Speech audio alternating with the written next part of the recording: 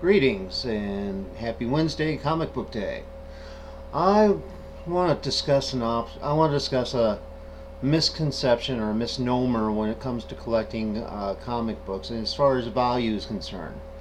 Um, I know there's been a lot of people have been out there hitting it hard with how especially when it comes to collecting your comics and what makes a valuable comic and so forth. Okay, besides condition, yeah, and of the comic book, a lot of it has to do with the age of the comic book and how scarce they are. Okay. Now, the reason this brings me to the main course of this conversation that we're going to have, which is 90s comic books.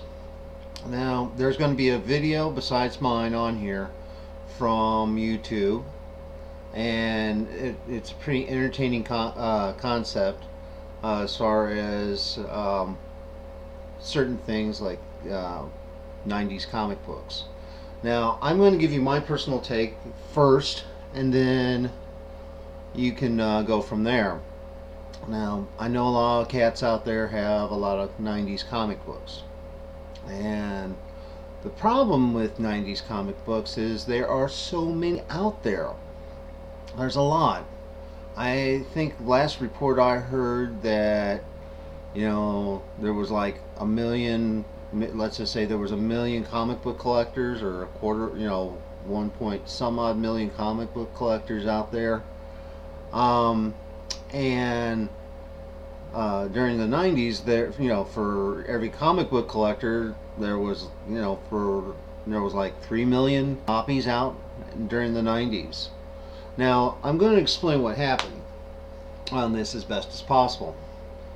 You had during the back in the Silver Age in the 80s and the 70s, Action Comics sold for and the million. Action Comics 1, the introduction of Superman, the beginning of the modern comic books as we know it, sold for about 3 mil. That's what it's currently valued right now. Detective Comics 27, the introduction of Superman, or excuse me, the introduction of Batman in Detective Comics 27 is about 2.5 million. Okay, now the reason I've made these statements, and pardon for the mistake on the aforementioned Detective Comics 27, the reason I'm mentioning these because during the 90s when these numbers came out for Detective Comics and Action Comics, the birth of Batman, the birth of Superman, and there's others out there that are worth a lot. They started going, oh well, a lot of speculators and people would speculate, well, if these were worth something, maybe I should get a copy for myself, and then a couple then three extra copies for my to save, and save because to save and sit on them for a long time, and they'll become valuable. Now I'm going to do another video about having redundancies in your collections later on, but this type of mentality that came out, oh, I'm going to sit on these comics during the 90s, and I'm going to save them up, and sit on them, and sit on them, and sit on them, and they're going to be worth thousands and thousands of dollars, almost killed the comic book industry, because there was a lot of, it was just the oversaturation of the market. That's not a good thing. That's why, for instance, today, the exception to the rule now is The Walking Dead Volume 1, Issue 1. That's a very limited run. It's a very, highly sought after issue because of the TV series. Case in point, now that doesn't mean in the 90s there weren't some fantastically great story arcs, okay? I'm not saying that. That's not the point, but there's just too many of those, it was too much out there. Now, it doesn't also mean that during the late 80s, early 90s, when they started introducing like Teenage Mutant Ninja Turtles 1. Turtles 1 Volume 1 is like $10,000, if not probably higher than that. I'll have to look it up. But the point of the matter is, if you have 90s comic books in your collection, if you have them in your collection, that's cool. I mean, that's great. But the fact of the matter is, even if you have the death of Superman and the introduction of Steel and Superboy and the whole situation with Doomsday, I'm mentioning this because this is one of the key catalysts of what almost killed the comic book industry.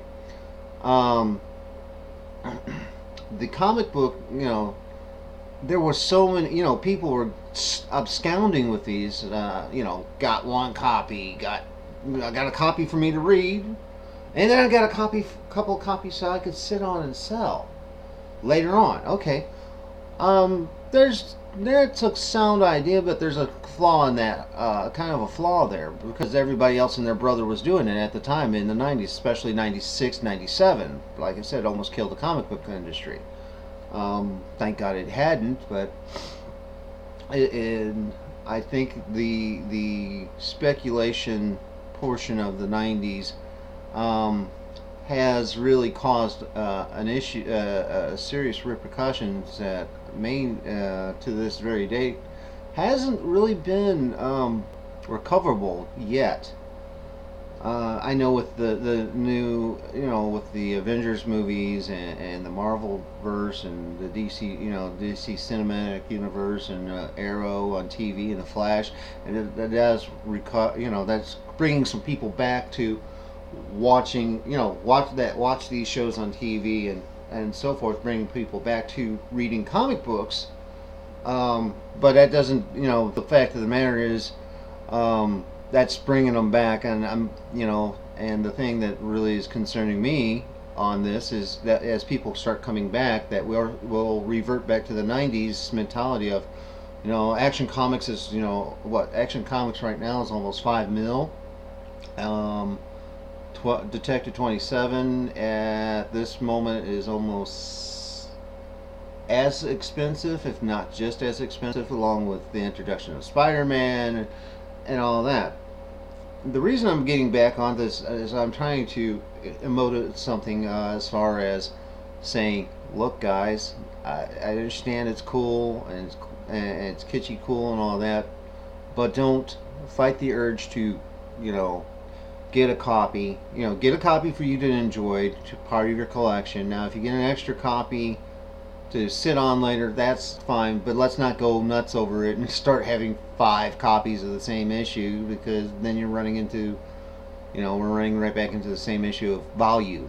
If that's what you truly are doing with your collection, is you want value to turn around and sell it. So,